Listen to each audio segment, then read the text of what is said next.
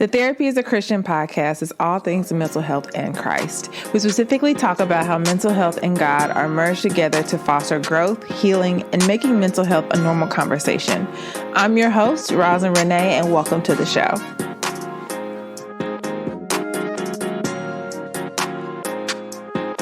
You are listening to the Therapy is a Christian podcast. Y'all, I am so excited to talk about this week's episode. I think it's going to be something that you really enjoy and find to be useful for yourself. We're going to be talking about negative self-talk. So if you're anything like me, a human being, you probably more than likely have struggled with negative self-talk. This is something that I talk to my clients about so much because a lot of times we don't really know how common negative self-talk is. So in this episode, I'm going to kind of build your awareness around what negative self-talk is, where it comes from, what it can look like, and a lot of times what it looks like to really not be compassionate towards yourself and have a lot of judgment. I'm also going to go over some practical tips, some personal things I've done, and also some ways that I have introduced this to my clients. But before we get into the episode, let's take a second to hear from one of our sponsors. This episode of the Therapy is a Christian podcast is brought to you by Factor. So y'all, if you know, over the last 3 years, I have had 2 kids and my body has taken a hit from that. Girl, I have gained, I know, at least 25 pounds. And so after having my second kiddo, I realized this year that I really needed to get my lifestyle in order as it relates to my wellness journey. I started incorporating activity back into my life, and one of the things that I did was I started walking. I love walking. I think it is such a therapeutic way to really incorporate easy activity into my life. But the hardest part for me is eating. I am so busy with working, now back at work full time, a mom of 2 small boys, a wife, and also sometimes just managing a household can be a lot. If you're a mom, or if you're someone that has small kids, or you might be a student, or you might just be someone that is just trying to work and get life in order, sis, I definitely think that you would definitely enjoy Factor. This holiday season, you might be looking for nutritious, convenient meals to keep you energized on jam-packed days. Factor, America's #1 ready-to-eat meal delivery service, can help fuel you up for breakfast, lunch, and dinner with chef-prepared, dietitian-approved, ready-to-eat meals delivered straight to your door. You'll save time, eat well, and stay on track with your healthy lifestyle while tackling all your holiday to-dos. Especially now, since we are getting into the holidays, you might be too busy to plan holiday meals to cook, but want to make sure you're eating well. With Factor, skip the extra trip to the grocery store and the chopping and the prepping and the cleaning too, while still getting the flavor and nutritional quality you need. Factor's fresh, never frozen meals are ready in just 2 minutes, so all you have to do is heat and enjoy. I have not only tried Factor, but it is also something I suggest to my clients. For my clients who are busy, who also are moms, or they just might have and really struggle with mental health, I always suggest taking the time to invest in meals that are ready for you. So you don't have to feel like if you're struggling with depression or you're struggling with anxiety and things feel overwhelming, you can take this small investment and invest in your health, and also invest in having something shipped directly to you to take care of yourself and making sure you're still eating nutritious, calorie-conscious meals. So head to factormeals.com/therapy50 and use this code therapy50 to get 50% off. That's code therapy50 at factormeals.com/therapy50 to get 50% off. I hope you all take advantage of this, and now let's get back to the show. All right, welcome back to the show. So let's kind of go over a general awareness of what negative self-talk is, kind of talk about what it looks like more practically, and then I will go into kind of some of the ways that it shows up and where it comes from. Now, this is not going to be an episode that's going to be so in depth about all the nature of negative self-talk. We could talk about this for hours, y'all, literally. But I want to give you some general awareness around it. And then if there's some things that I feel like I didn't really touch on, we'll go into it. So I'm not going to really get into the negative effects of negative self-talk. I'm not going to talk about really just kind of like the consequences of it so in depth. I'm going to really kind of just give you a general awareness and then go into some practical ways you can start addressing it. So first off, what is negative self-talk? So negative self-talk is basically the inner voice, the inner critic, the negative or punishing comments you essentially say to yourself. They can kind of be pessimistic, meaning the sense of, oh, I'll never be this way, or I'll never get this right. Or they can be just really mean comments you say to yourself. Essentially, and I feel like in a lot of ways, our belief system, our belief in God, especially in the church culture, paints this picture of, oh, the enemy is just saying all these things to me. Well, here's the reality. A lot of times our brains try to figure out some way of trying to understand why something isn't happening. That's the general way a lot of times our brains work. It goes to trying to understand the situation, understand why it's happening, and understand it in a way that can be rational to us. A lot of times in our faith, in our personal belief, y'all, a lot of times, sometimes the things that we believe in can sometimes not be rational. And so when you're thinking about faith and you're tying it to your personal mental health, you have to be a little bit more practical and look at the deeper rooted thing of sometimes your brain is just trying to figure out what's going on. But sometimes the way that your brain processes this is by beating yourself up. And so self-talk can come in many different forms. It can kind of come in the way of, I'm not good at this. Maybe I should have done X, Y, and Z instead of trying to go this way. Sometimes you can just be really mean to yourself of like, I'll never get this right. Why am I so stupid? Why did I do this? It can be very hopeless of, I don't deserve this. I don't deserve to be happy. I'll never get this right. This is just not going to work for me. It won't happen for me. Let's just say you're trying to go out for a job, and instead of you actually taking the step to apply, you look at the overwhelm of trying to apply to a job and you just say, it won't ever work. I won't get that. It's like almost immediate. They can also be very apathetic and kind of go into, I'll fail at this anyway, so there's no point of even trying.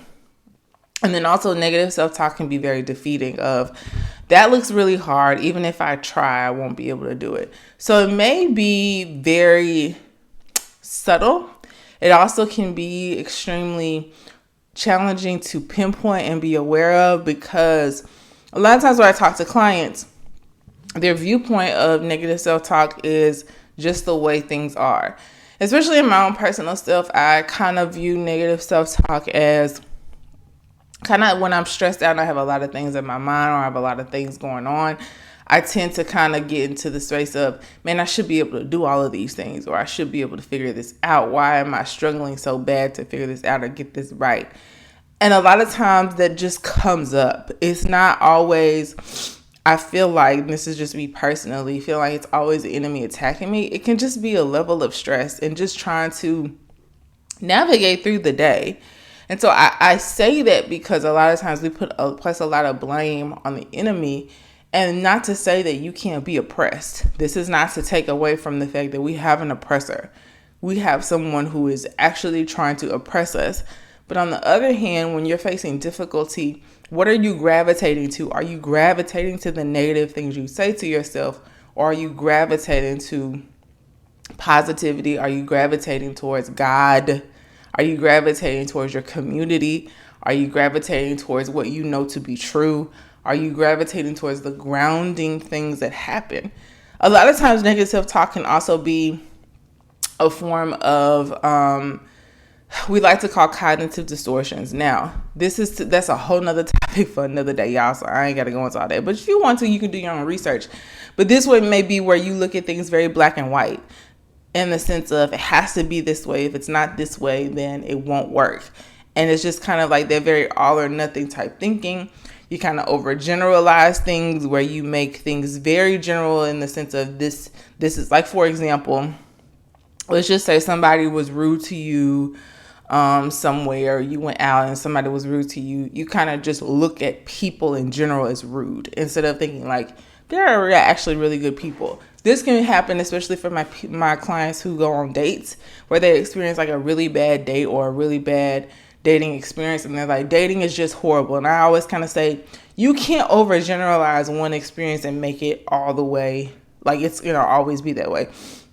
I also say this for my clients who have who are dating and are single and they're probably in their 30s and they're just gonna say, I'm gonna be single the rest of my life. And I was like, let's just think through that for a second. You've only been an adult, let's say 15 years. You're gonna say at 30 years old, 33, 31, 25, sis. Okay, let's just go to my 20-year-olds. That you're gonna be single for the rest of your life. Let's just say you live to be 60 years old. You're going to cut off 40 years of your life because you're not with somebody right now or you've had some horrible dating experiences. 40 years of your life, and the 60 is still very young. Let's say you live to be 80. You're going to cut out 60 years of your life to say I'll be single the rest of my life because you're not currently with somebody. And so that's that overgeneralization. And this can happen with negative self-talk. Also, you can have just kind of disqualifying the positive, meaning, oh, that just will never work or that won't happen for me. Let's just say you're going through some financial struggle and just kind of never seeing a way to think through it. It's kind of also, you can jump to conclusions and kind of feel like this is just how this person acts or this is just how it is. Like, I know it to be true. You may also have some shoulda, woulda, coulda. So you kind of beat yourself up around, I should be able to do this. I should not have to be struggling like this. And I'm just going to say this, and I may do another podcast because I've been reading the book of Job lately and not really understanding that hardship and struggle, and if you're in this life, you're going to have tribulations. Like Jesus said that in John, it's actually John 16:33. I have told you these things so that in you may have peace. In this world you will have trouble. But take heart, I have overcome the world. And there are so many places in the Bible that talk about just having struggles of many kinds. And so I want to kind of just say this to say, you're going to have struggle. That doesn't mean that you have to beat yourself up. You just may have to find better strategies or kind of learn to pivot or do things differently. And so this is kind of where I always go to the point of, talking about counseling. Counseling is a way for you to have a unbiased person talk you through what's going on with you. And I know for my people that have been going to counseling, you may be like, girl, that's exactly it. For my people who've never gone to counseling, I want you to really think about, what do you have to lose by somebody helping you talk through where you are? You don't have anything to lose in that way. And I know that we talk about, well, I don't trust people. Well, what you're doing isn't currently working. You not trusting people is not getting you to the new place that you want to be or the place that you want to be at. So instead of complaining about it and saying that there's no point of me even trying, give it a try. Like, we can't get to a point to where we hold ourselves down from trying something just because we've never done it before. And so these are just a couple of examples of how you can have negative self-talk, or kind of where negative self-talk comes from. It looks like, again, very vast. It's not actually like a very small topic. It is very, very detail oriented. There are other things related to negative self-talk, and I'll kind of talk about this in general really quickly before getting into kind of what I believe and what I've seen negative self-talk come up with. But there's also some risk factors with negative self-talk. And when I say risk factors, there is some things that can exacerbate this or make this happen more often if you are someone that experiences this. So essentially, people that struggle with negative self-talk, myself included, may have some depression. They may also, or let me not say that.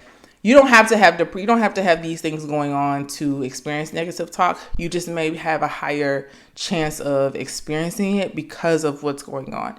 And also, when I lay these mental health concerns out, you may have experienced this at one point in your life, or you may currently be experiencing it and don't know. So just be aware that as I'm talking through this, there could be some things that you would want to be interested in talking to a counselor about, or maybe even wanting to seek medication for. Don't use this podcast as a means of self-diagnosing, but go seek out a mental health professional for yourself.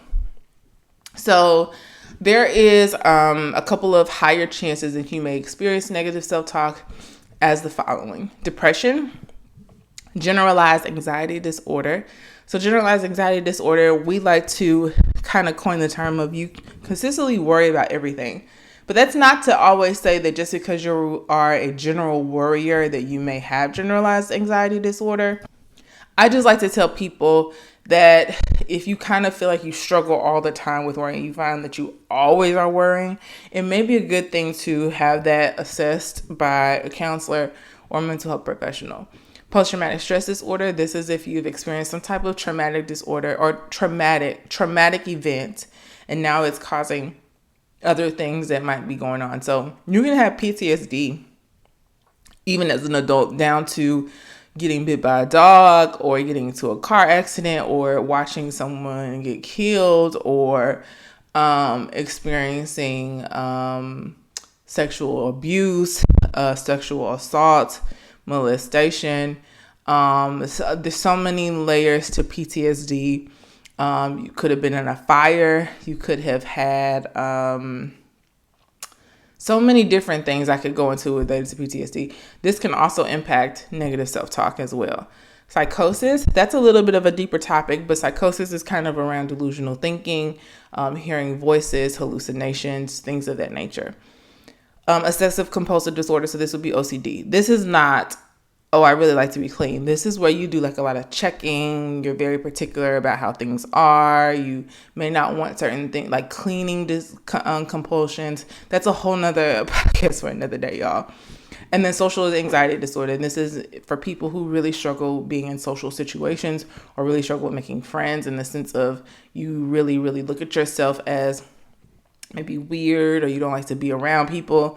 These are very deep topics. So don't worry, I will do other podcasts on these, but this can be a higher chance of you experiencing negative self-talk if you struggle with some of these things. In the general way though, not everyone struggles with or has a disorder of this kind. You may just have general anxiety, sis. You may just literally be stressed out with work and beat yourself up, or might have had, for my people who might be African American, you might have microaggressions at work and you just may be stressed out. So again, as I'm talking about this, these are kind of the other things related to negative self-talk. Some general things also could be increased stress. You might just have a lot of stressors. You might have a bunch of kids. I got 2 kids and I feel like I got a bunch of kids. You also might have some transitions that recently happened. Grief can be a thing related to negative self-talk, of just how you're processing it too. And so just be mindful of that as your general awareness. I'll also link an article below that you can kind of read a little bit more in general around negative self-talk, and we'll go from there on that if you're interested. So in general, I like to talk about where does negative self-talk come up often. And so from what I've seen, I feel like negative self-talk comes a lot up in the Gen Z millennial generation with comparison, especially with the increase of social media. I say this all the time to my mom because we talk about social media a lot. She's a little bit from the older generation. And what I have found is, and especially if you are a millennial or Gen Zer and you have a parent that's maybe in their 50s, 60s, you may find that your parent is a lot more anxious than normal when it comes to the news. As general, I believe we are, but more anxious when it comes to the news. They check the news often. They're more scared to go outside. They came from a generation that had no exposure to social media.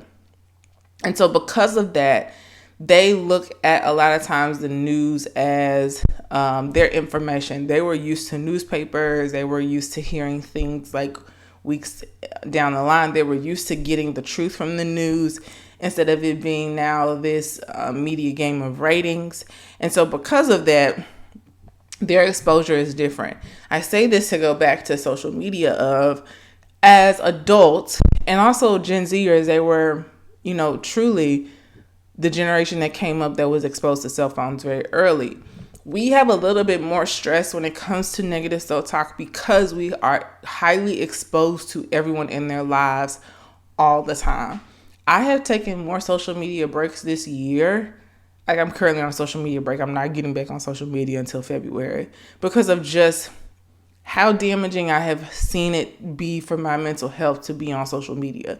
And I don't say that to be like cocky or nothing, but just like understanding how I'm so much more self-aware of this is not helpful for me to be on. I'm noticing I'm scrolling more.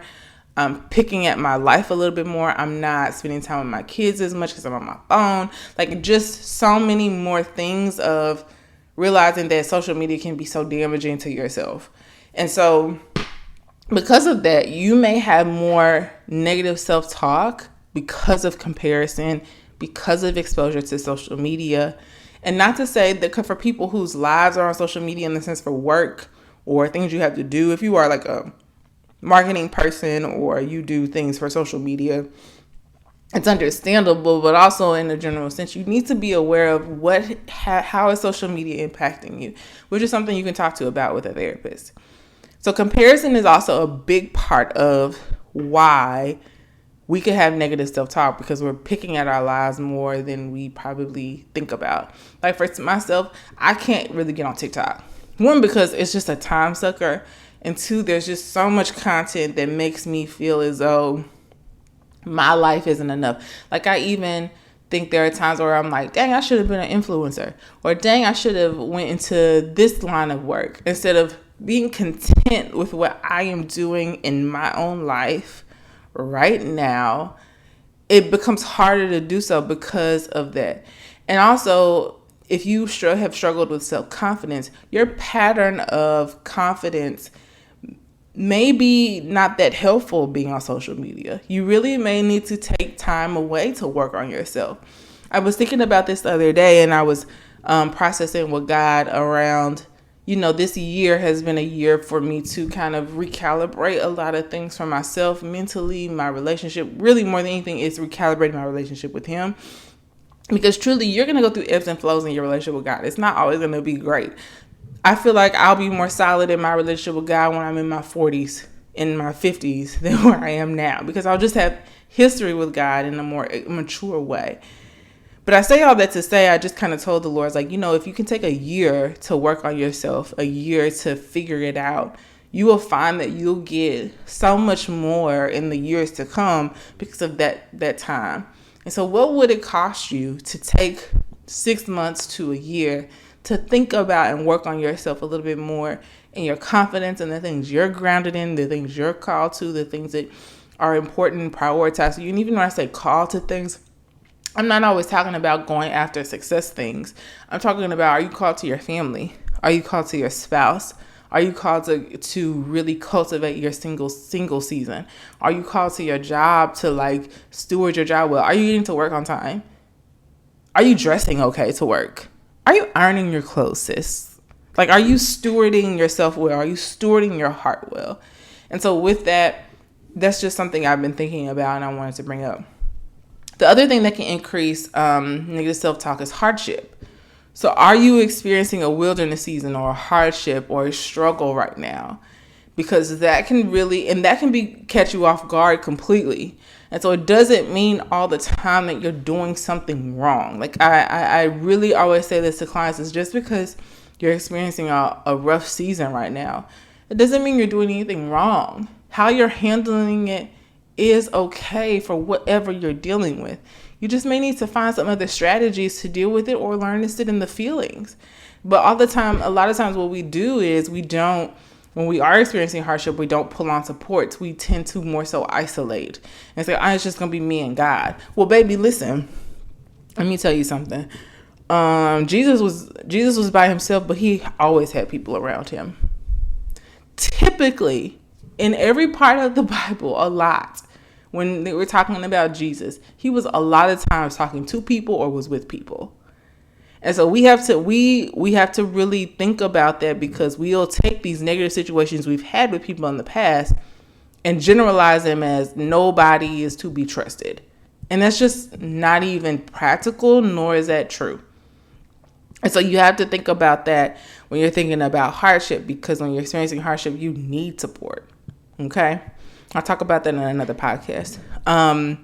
And so also you may have an overwhelming amount of tasks or a lot more stressors. This can increase negative self-talk as well. So I want to talk about how we can practice being kinder to ourselves. There's a term that's often thrown around about giving yourself grace. And I want to really be able to break down what I think that looks like.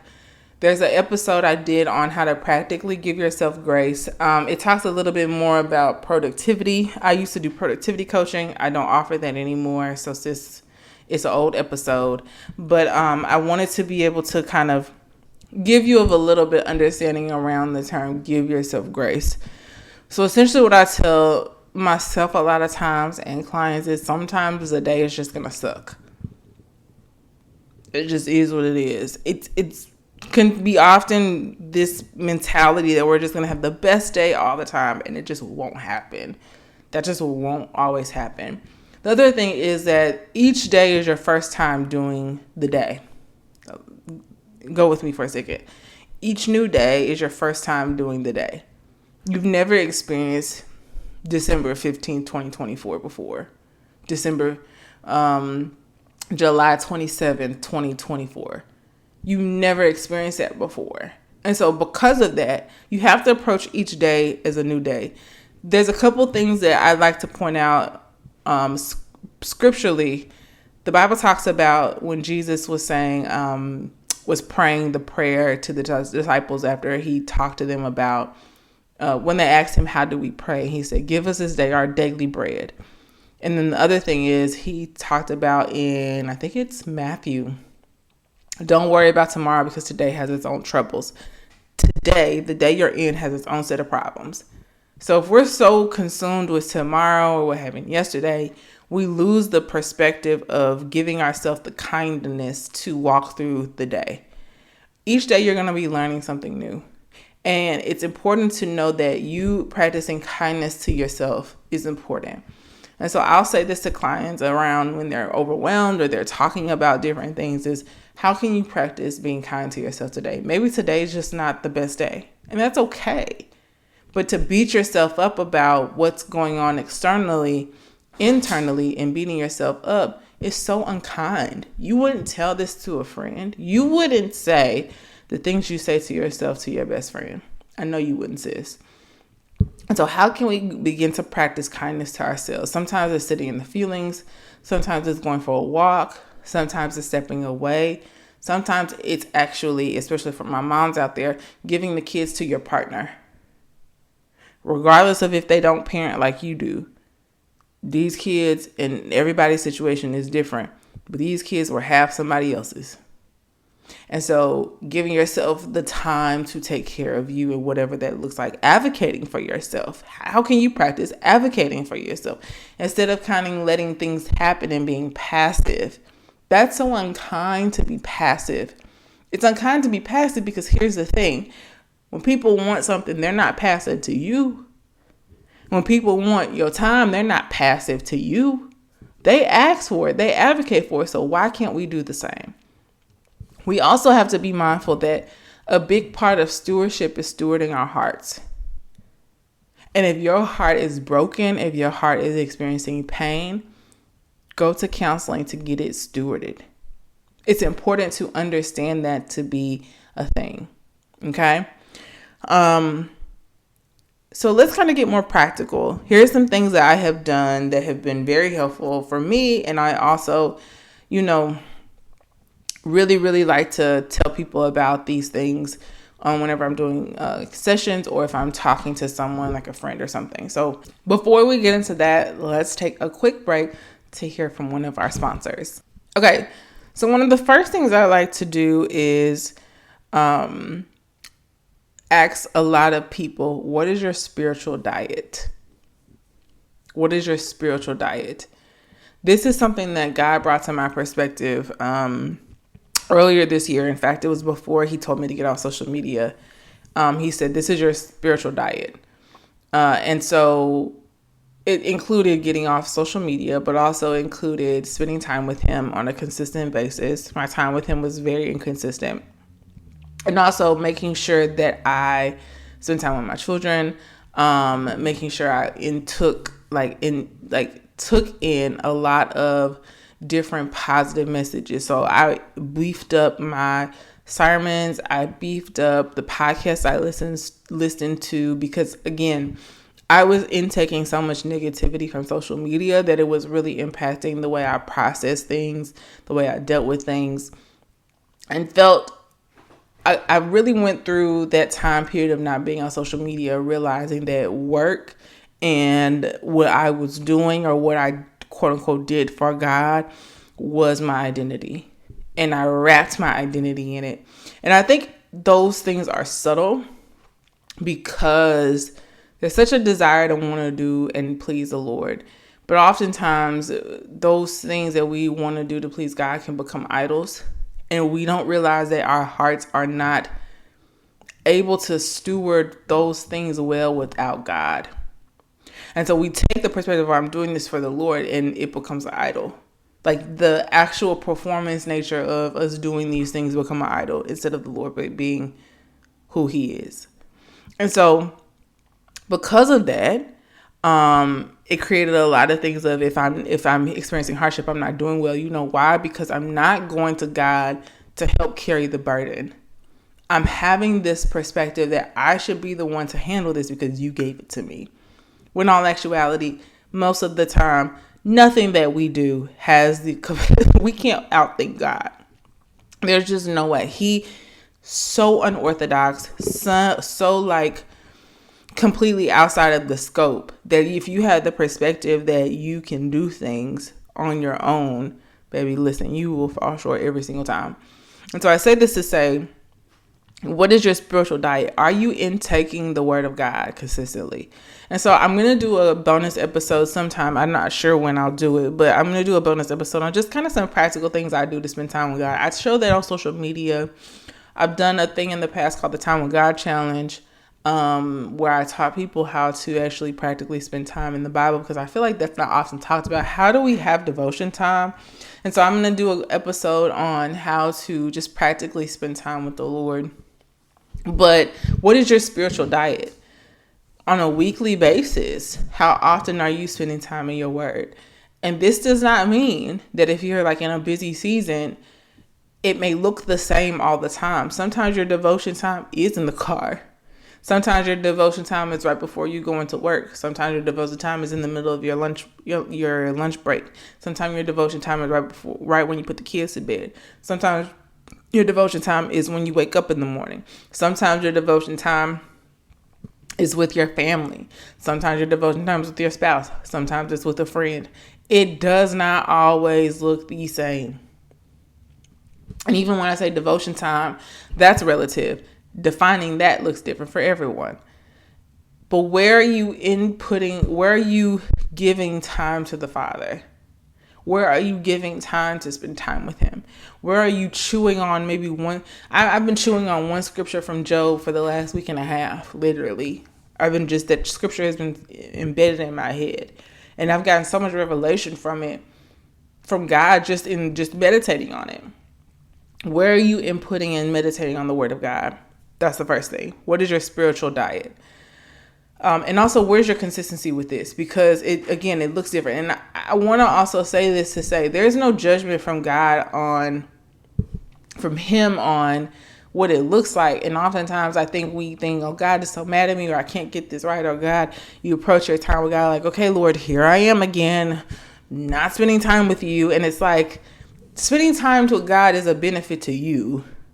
He delights whenever you spend time with him. He enjoys it whatever you do. It's not it has to be this way. But oftentimes we come to our time with God with so much guilt of, here I am again, Lord, I'm just trying to figure it out. And I feel like I'm just not giving you my space. And it's like, just approach it with a perspective of, I'm trying to figure out what my rhythm looks like.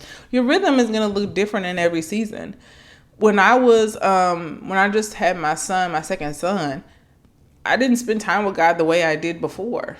I don't spend time with God the way I used to 6 months ago. 6 months ago, I had a good amount of time, girl. I was like lay before the man every day. But I had the time. I don't have the time now. So it looks different. It's not always the same. And so don't approach it with this feeling of like shame or feeling ashamed about it. And let me also say this. That's common when you are trying to figure out your rhythm. But if you have the perspective that God is mad at you, or that he hates when you trying to figure it out and it's 2 weeks later, spend time with God is a benefit to you. But also what I'm going to say is, what is distracting you?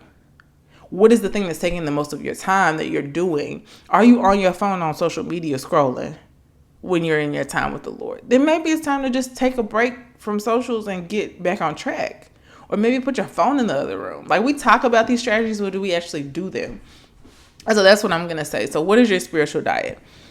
The second thing I'm going to say is focus on 1 to 3 core thoughts. So one of the things I've done a lot in figuring out, what are things that I want to focus on. I have kind of like 2 core thoughts that I've been honing in on. My first one is, I can do hard things. The second one is, God's plan is perfect because he's perfect.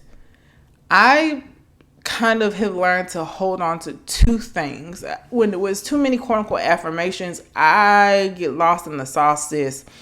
I don't affirm myself in them. That list becomes too long.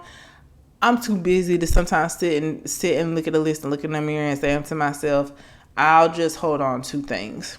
Now, some people can do that. Sometimes that's their way. I don't have that. So I have to hold on to ones that I can really, really say to myself. So one of the things is, one is a personal one and one is an external one to God.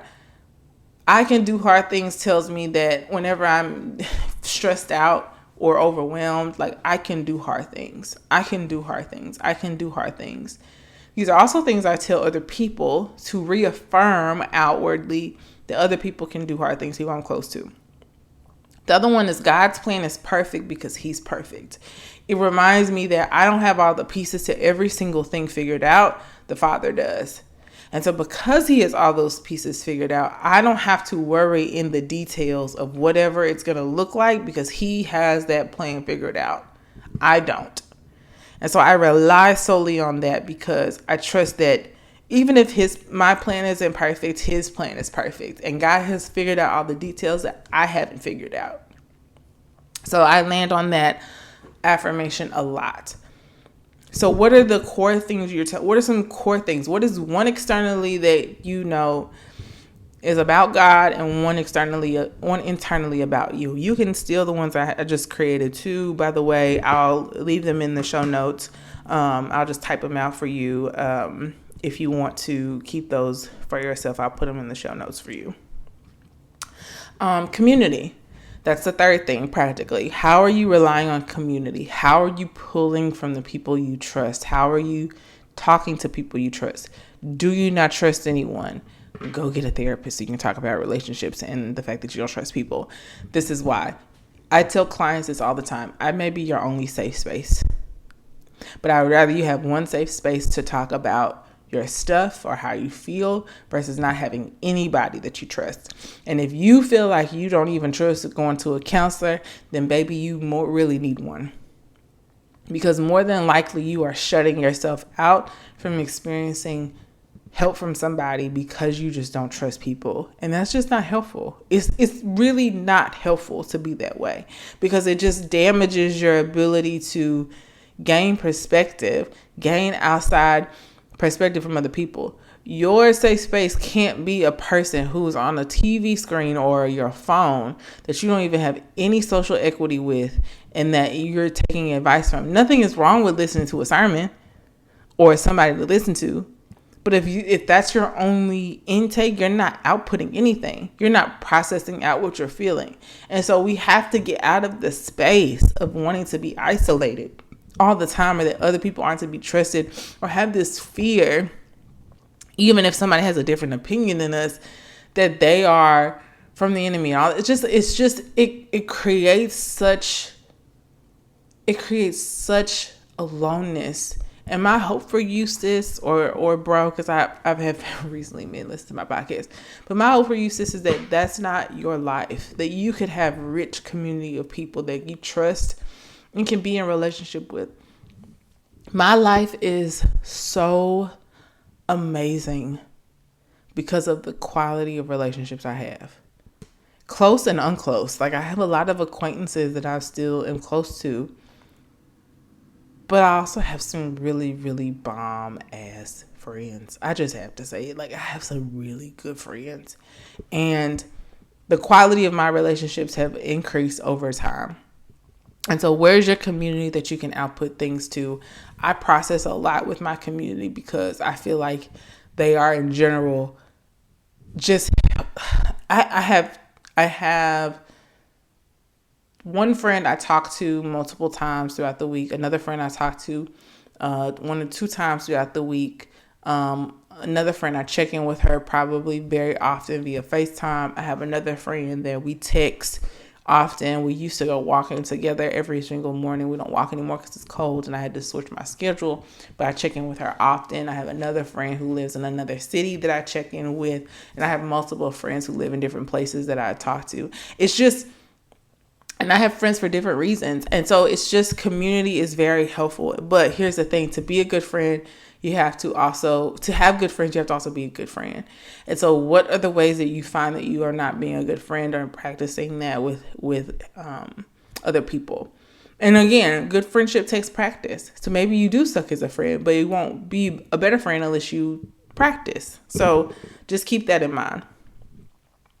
And then really being aware of what are the negative things you're thinking about and then switching them over to positives.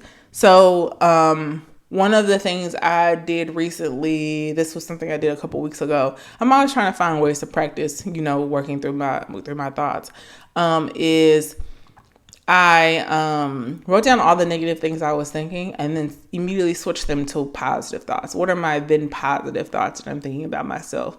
Or how can I switch this from a negative to a positive? And then the last thing I would recommend, and this is if you just, have the space and time to, is listen to things that give you language.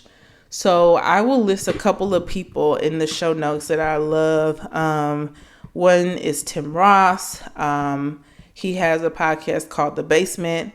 There's a girl I follow on social media who I'm also slightly internet friends with. Her name is Kobe Campbell. Kobe did a couple podcasts earlier this year for me. If you listen to them, she has a podcast. She also has a online community. Please take advantage of that. But she also has a book called Why Am I Like This?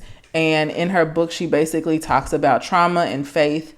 But her book is called Why Am I Like This? How to Break Cycles, Heal from Trauma, and Restore Your Faith. And then there's also a lady who is very well known now. Her name is Dr. Anita Phillips. She has a book called The Garden Within. These are African Americans. If you're not African American, it's fine, girl. It's okay, sis. These are a couple of people that I follow that talk about mental health and trauma.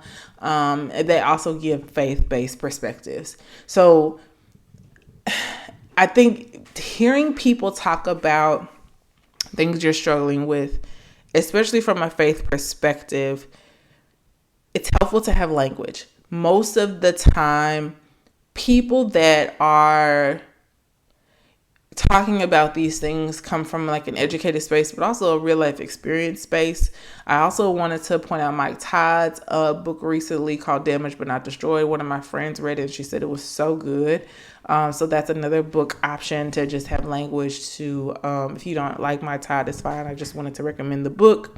But like that, gleaming to these things that give you language, because we are robbed not because we are uneducated in something. We're robbed because we're not able to relate it to our real life.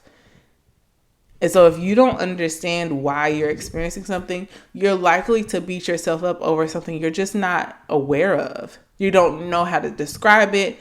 I hear from a lot of clients who say, I just don't know how to verbalize what's wrong with me. Well, it's because you don't have language. You don't know how to pinpoint to say, oh, I'm feeling disappointed today.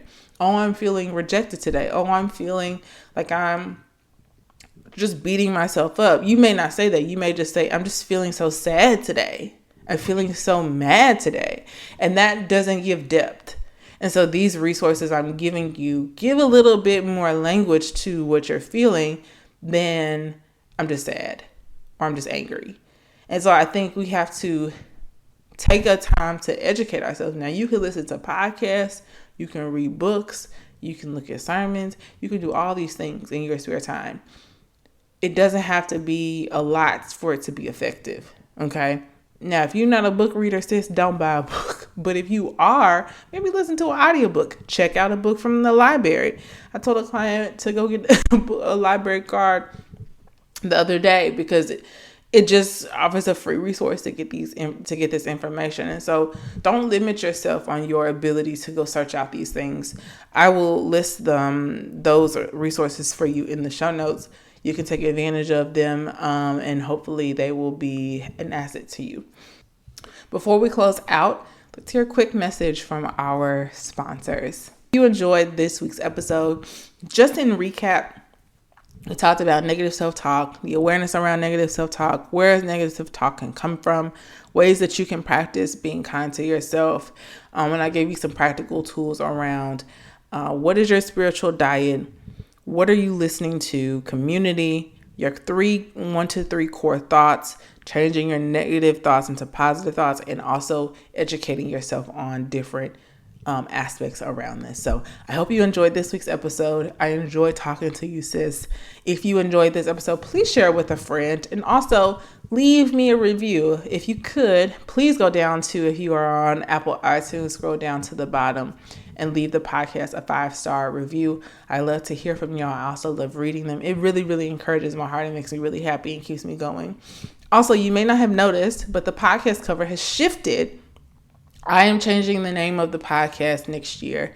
And so I'm really excited about it. So you may kind of see a different correlation of the podcast cover as also the name of the podcast. That will be shifting soon, but I want to do some episodes just kind of explaining the nature of the change of the name and everything. But I'm really excited about the new things that are coming. I'm planning to get into actual podcast production. So what that looks like is doing videos where y'all can actually see me talking and enjoy the podcast, both audio and visual as well. But that'll be later on down the line. But I wanted to make some shifts before that happened. So keeping you in the know of everything that's going on. And again, if you enjoyed this week's episode, make sure you share it with a friend. And I love y'all, and I'll talk to you next week. Bye.